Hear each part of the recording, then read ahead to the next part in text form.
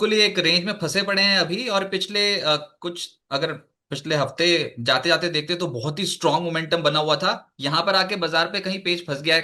क्या ऐसा बाजार ने भांप लिया जिसकी वजह से चढ़ने की रफ्तार घट गई है? सो रजत, ये तो डेली मूवमेंट्स हैं, अप एंड डाउन। आप सभी जानते हैं मैं एक फंडामेंटल इन्वेस्टर हूँ। डेली मूवमेंट्स पे प्रेडिक्ट करना तो मेरे लिए बहुत मुश्किल है, because I am not a chartist. But fundamentally markets remain very strong. Fundamentally हमारे मार्केट्स में कोई प्रॉब्लम नहीं है। India is looking pretty good from a long term perspective. हमारे शेयर बाजार में भी इंडिया की ग्रोथ के अनुसार ही आगे चल के वृद्धि होने की संभावना है। और मेरे को ऐसा लगता है कि जो इन्वेस्टर्स आज की डेट में लॉन्ग टर्म के लिए इन्वेस्ट कर रहे हैं, उनके लिए पैसे बनाने की बहुत बहुत गुंजाइश है। लेकिन सर डोनाल्ड ट्रंप का क्या होगा अभी? ये टैरिफ डेडलाइन वो बढ़ाना नहीं चाहते हैं, लेकिन कोई स्पष्टता किसी के मन में है नहीं। पिछले हफ्ते व्हाइट हाउस कह रहा था कि अगर प्रेसिडेंट चाहे तो वो डेडलाइन बढ़ा सकते हैं। अगर ये डोनाल्ड ट्रंप ने बोलना ही था कि 9 जुलाई लास्ट डेट होगी और उसके बाद फिर भारी भरकम टैरिफ लग जाएंगे, जो वो अभी स्टेटमेंट दे रहे हैं, अगर ऐसा था तो फिर व्हाइट हाउस ने पहले ऐसा क्यों बोला कि डेडलाइन बढ़ाने पर विचार कर रहे हैं? व्हाइट हाउस की ऐसी स्टेटमेंट से क्यों आई थी? ट्रेडर्स बहुत नर्वस हो गए, इसलिए मैं पूछ रहा हूँ। आप क्या सोचते हैं, क्या ये 9 जुलाई को एक के बाद एक सारे हस्ताक्षर कर देंगे, इतने सारी कंट्रीज के साथ ट्रेड डील्स कर लेंगे? देखिए, प्रेसिडेंट ट्रम्प जो हैं वैसे तो प्रेसिडेंट हैं, लेकिन there is nothing presidential about him. वो ऐसा कुछ भी नहीं लगता है कि वो एक प्रेसिडेंट की तरह बोलते हैं। उनके मन में जो आता है वो बोल देते हैं। इनफैक्ट मेरे को कभी कभी ये लगता है कि शायद वो भी नहीं जानते कि उन्होंने कल शाम को क्या बोला था, और आज क्या बोलने वाले हैं, और आने वाले कल में वो क्या बोलेंगे। सो ही इज वेरी विम्सिकल। वो अपने हिसाब से चलते हैं, अपने हिसाब से बोलते हैं। ना व्हाइट हाउस के स्पोक्स पर्सन को ज्यादा मालूम रहता है, ना उनके मिनिस्टर्स को ज्यादा मालूम रहता है। कई बार यू नो प्रेसिडेंट ट्रम्प खुद ही अपने मिनिस्टर्स को कॉन्ट्राडिक्ट कर चुके हैं।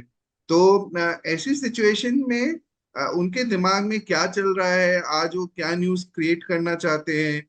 9 जो जुलाई है, is it line written in sand या फिर लाइन कास्टेड इन स्टोन? ये किसी को नहीं मालूम है। और शायद उनका जो मूड करेगा 9 को वो कर देंगे। मेरे को जो लगता है ये सब एक टैक्टिक्स हैं, ताकि वो कुछ ट्रेड डील स्ट्राइक कर सकें, अपने होम ग्राउंड को ये प्रोजेक्ट कर सकें कि ये हम लोग जो हैं सीरियस हैं, जो हम करना चाहते हैं। और बहुत कंट्रीज जो आए आके उनके साथ नेगोशिएशन में लगी हुई हैं, और यूएस के साथ ट्रेड डील्स करना चाहती हैं, डेस्परेट हैं ट्रेड डील्स करने के लिए। तो ये सब चल रहा है। मेरे को लगता है 9 जुलाई की कोई सैंक्टिटी मेरे को नहीं लगता है ऐसी है। ऐसा क्वाइट पॉसिबल है कि वो 9 जुलाई को एक्सटेंड कर दें। he just wants to bully countries into submission। वो दूसरी कंट्रीज को बेसिकली बुला के ये कहना चाहते हैं कि आप जो हम कह रहे हैं आप वो करिए। तो उनका मकसद यही है बेसिकली। और अपने कुछ ऑब्जेक्टिव्स हैं उनको पूरा करने का है। That's what it is looks like. और दूसरा बड़ा ट्रिगर है क्वार्टर वन अर्निंग्स। क्या एक्सपेक्टेशन है सर इस बार अर्निंग सीजन से? पिछले 4 महीनों से बाजार चल गया, तो क्या हम अर्निंग सीजन में ओवर स्ट्रेच होके जा रहे हैं या फिर अभी भी पोटेंशियल बाकी है? सी, इवन लास्ट ईयर अगर आप देखेंगे रजत, तो अर्निंग ग्रोथ पर सबड्यूड, मतलब इतना अच्छे अर्निंग ग्रोथ नहीं थे। करीब 9-10% के आसपास ओवरऑल सर अर्निंग्स ग्रोथ थी। और इन अर्निंग्स ग्रोथ को अगर हम देख के चले, तो एक तरह से थोड़ा सा लो बेस क्रिएट हो जाता है लास्ट फाइनेंशियल ईयर का। जिसके बेसिस पे मेरे को ऐसा लगता है कि first quarter would be a little better than the previous quarter in better than the first quarter of last financial year। But अगर हम लोग कोई हीरोइक समझ रहे हैं कि इस क्वार्टर में कोई हीरोइक अर्निंग्स आएंगी, तो ऐसा नहीं है। अर्निंग्स अर्निंग्स थोड़ी म्यूटेड ही रहेंगी, लेकिन जो है शायद डबल डिजिट के आसपास आ जाए ओवरऑल।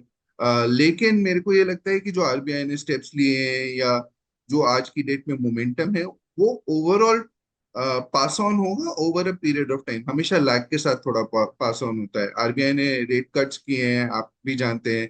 बजट में भी कंजम्पशन के लिए बूस्ट अप था, monsoon has been good. So there are lot of positive factors and triggers for Indian economy. और इन ट्रिगर्स को देखते हुए मेरे को लगता है ये साल करीब मे बी 14-15% के आसपास की अर्निंग्स आ सकती हैं। तो जहां तक है, इस क्वार्टर में थोड़ा म्यूटेड रहेगा, बट ओवरऑल इस फाइनेंशियल ईयर को देखें तो शायद बेटर रहेगा प्रीवियस फाइनेंशियल ईयर के मुकाबले।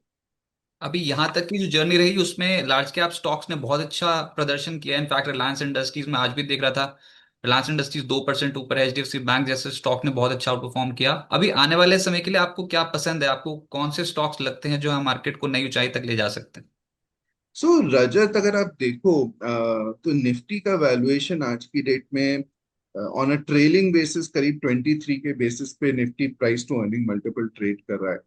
और अगर हम इसे स्ट्रेच करें 2 साल के नजरिए से और फॉरवर्ड पी देखें फॉर फाइनेंशियल ईयर 27-28, तो वो 19 पे आ जाता है, विच बिकम्स रीजनेबल।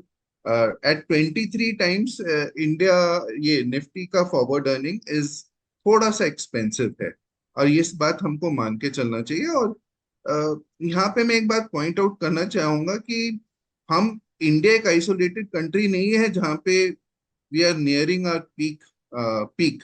जो पहले जैसे अभी हम लोग 25,000, 26 था, कितना था हमारा, 25,211 निफ्टी का पीक था शायद। तो 26,200। 26,211। तो अगर हम वहां के आसपास थे, तो उसके बेसिस पे इंडिया कोई अकेली कंट्री नहीं है जहाँ पे आप पीक के आसपास इंडाइसेस को देख रहे हैं। यूएस है जहाँ पे all the major indices other than Russell, जो रसल उनका ब्रॉडर इंडाइस है, बाकी अगर आप जो मेजर इंडाइस देखें they are near the peak. And वो तो बहुत ही एक्सपेंसिव 26-27 पी लेवल्स पे ट्रेड कर रहा है। तो अगर आप यूरोप देखें, Germany has been rising exponentially. Last year में कुछ मोर देन 30% का रिटर्न सिर्फ जर्मनी से आया है।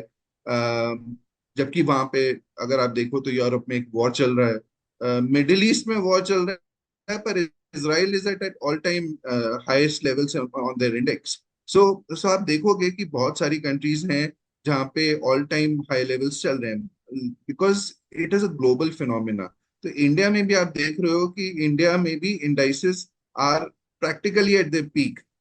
मिड कैप और स्मॉल कैप में करीब 2-3-4% का गैप है। Large caps are almost there in terms of reaching the peak. Nifty bank is already at its peak. तो जहां तक सवाल है, इंडियन मार्केट्स में कोई एज सच कोई प्रॉब्लम नहीं है। Valuations are a little stretch, but globally they are stretched. तो इंडिया कोई अकेला इकलौता एक्सेप्शन नहीं है इस केस में। जहां तक सेक्टर्स की बात है, मैं आपको एक चीज और पॉइंट आउट करना चाहूंगा रजत, कि आपने जो पिछले, जब लास्ट टाइम 26,200 लेवल टच किया था, तो इस बार जब मार्केट ऑलमोस्ट 25,500 और क्लोज टू 26,000 के आसपास आ रहा है, तो इस बार जो है कंपनीज जिन्होंने लीड किया था वो डिफरेंट है इस बार। और खासकर मिड कैप और स्मॉल कैप में आप देखोगे कि बहुत सारे इन्वेस्टर्स जिन्होंने अपने पोर्टफोलियो की तरफ देखेंगे, कहेंगे तो हमारा पोर्टफोलियो तो अभी भी 10-15% फ्रॉम इट्स पीक डाउन है। हम्म। क्योंकि इस बार जो कंपनीज मार्केट को ऊपर लेके गई हैं वो डिफरेंट हैं। तो आई थिंक पेशेंस की बात है। When all when markets rise, then धीरे धीरे कंपनीज, अच्छी कंपनीज खासकर, दे स्टार्ट मूविंग अप। तो मेरे को लगता है कि मिड कैप और स्मॉल कैप में सेलेक्ट क्वालिटी कंपनीज में अभी भी बहुत स्कोप है। देयर आर सेक्टर्स जहाँ पे गवर्नमेंट का बहुत इंक्रीज्ड फोकस है, वहाँ पे अभी भी बहुत ज्यादा गुंजाइश है। जैसे पावर हो गया, रिन्यूएबल एनर्जी हो गया, ये सब सेगमेंट्स में काफी गुंजाइश है। देर आर सम सेगमेंट्स जहाँ पे अभी तक कुछ हुआ ही नहीं है रैली। आप IT sector as an exception कह सकते हैं कि जहाँ पे there are attractive valuations which we are looking at. और ऐसे कुछ सेक्टर्स है जहाँ पे मेरे को लगता है कि रैली होने की आगे गुंजाइश है।